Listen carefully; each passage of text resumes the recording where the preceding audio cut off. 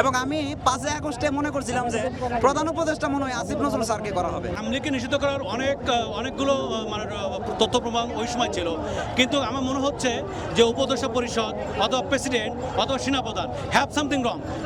রুহুল কবির রিজভী সাহেব একটা ইঙ্গিত দিতেছেন তাদেরকে যে দেখেন আপনারা একটু সিপাই সাপাই ফলায় থাকেন, দিন ভালো আসবে, দিন ভালো আসলে আমাদের দলে আবার যোগ দিয়ে দিয়ে। আমরা এটুকু আশা রাখতে পারি যে সরকার ইনশাআল্লাহ আজকের মধ্যেই কিছু একটা আমাদেরকে ঘোষণা দিবে। ভাই আপনি যতই ভালো মানুষই সাজেন আর যতই ষড়যন্ত্র করেন, জনগণ কিন্তু এগুলো বুঝে। আমি বলতেছি আসিফ নজরুল স্যারের কথা। আওয়ামী লীগ বাংলাদেশের প্রাতিষ্ঠানিক নষ্ট করছে। সারা বাংলাদেশ থেকে আমরা নেতাকর্মীরা তাদের সাথে যুক্ত হয়ে আসতেছি, একের পর এক আমাদের নেতাকর্মীরা আসতেছে। সকলের অংশগ্রহণে দল মত নির্বিশেষে আজকে রাজপথে সবাই নেমে আসবে। আসার পরে ইনশাআল্লাহ আমি আশাবাদী জনগণের এই জনস্রোত দেখে, জনগণের এই জনজোয়ার দেখে সরকার ইনশাআল্লাহ, আমরা এটুকু আশা রাখতে পারি যে সরকার ইনশাআল্লাহ আজকের মধ্যেই কিছু একটা আমাদেরকে ঘোষণা দিবে। আমরা এখন ক্লিয়ার মেসেজ পাই না, তো আমাদের যত সময় আওয়ামী লীগ এবং আওয়ামী লীগ অঙ্গ সংগঠন নিষিদ্ধ না হচ্ছে তত সময় আন্দোলন চলবে। এখনও ফাইনালি কোনো আমাদের কাছে কোনো মানে মেসেজ এখন আমরা শুনতে পাইনি ক্লিয়ার মেসেজ যে আওয়ামী লীগ অমুক দিন নিষিদ্ধ হচ্ছে বা হতে পারে বা হবে, এরকম ধরনের ফ্লাইং কিছু আমরা নিউজ শুনতেছি।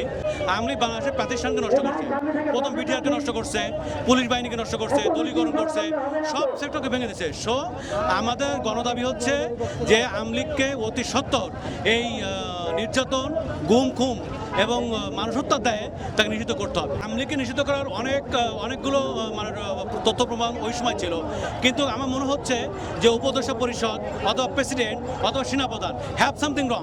কোনো একটা ইনডিসিশনে আছে তারা বা মিস ইউজে আছে, তারা কী করবে অত সিদ্ধান্ত নিতে পারতেছে না, নাকি দেশীয় চাপ নাকি ইন্টারনাল চাপ, নাকি সব সেক্টরে আওয়ামী লীগের আমলারা বসে আছে, জাগরণ হচ্ছে না। কত স্টেট কে আমলা, কে সেনাপ্রধান, কে চপ্পু আর কে হাসিম নজরুল দেখতে চায় না।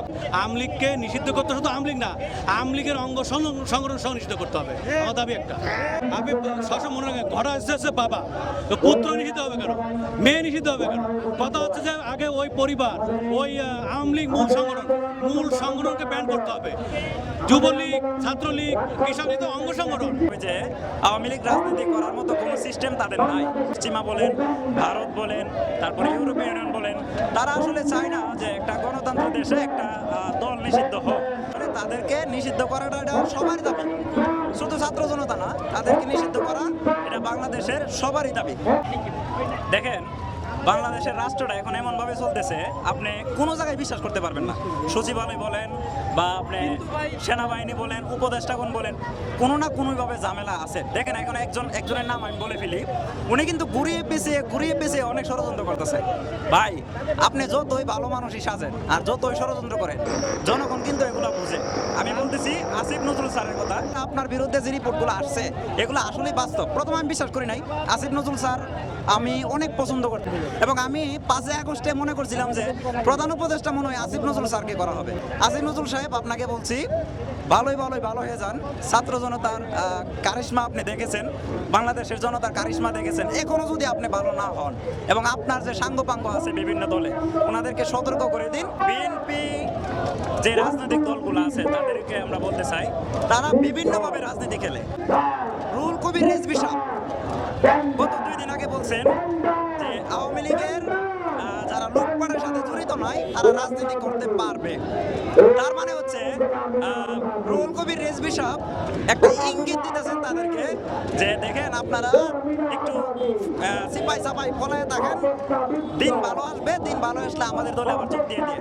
যে তারা আসে না এই কারণে যাতে আওয়ামী লীগের বিরুদ্ধে তারা আন্দোলন করলে আওয়ামী লীগ তাদের প্রতি বেজার হবে, আওয়ামী লীগ খুশি থাকবে না। বিএনপি তারা কেন আওয়ামী লীগকে নিষিদ্ধ করতে চায় না? তাদেরকে তো 17 বছর নির্যাতন করা হয়েছে। তাদের অবশ্যই একটা পলিসি আছে যে তারা ভোটের রাজনীতিতে হয়তো আওয়ামী লীগের কিছু ভোট টানার জন্য এইরকম করছে। ভাই তো তাদের এটা ষড়যন্ত্র ছিল যে তারা আওয়ামী লীগকে নিষিদ্ধ করবে না, ছাত্রলীগকে নিষিদ্ধ করেছে, কিন্তু তাদের একটা ষড়যন্ত্র ছিল। তাদের ষড়যন্ত্র এই ছিল যে তারা আরো বিগত বছরের মতো আরো তারা এই রাজ্যে, এই দেশের মধ্যে তারা রাজত্ব চালাবে।